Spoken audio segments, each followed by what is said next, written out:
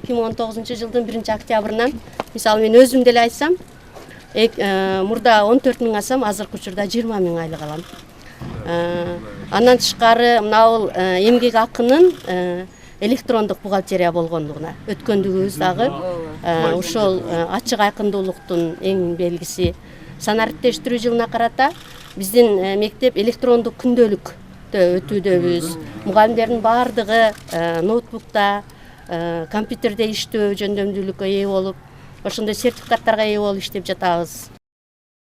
Биздин келечеги ушу балдар, балдар да келечегибиз. Ошого жакшы тарбия берип, жакшы окутсаңар дүйнөлүк атаандаштыкка ушу балдар менен гана тосуп беребиз, илим менен, Кудай кааласа.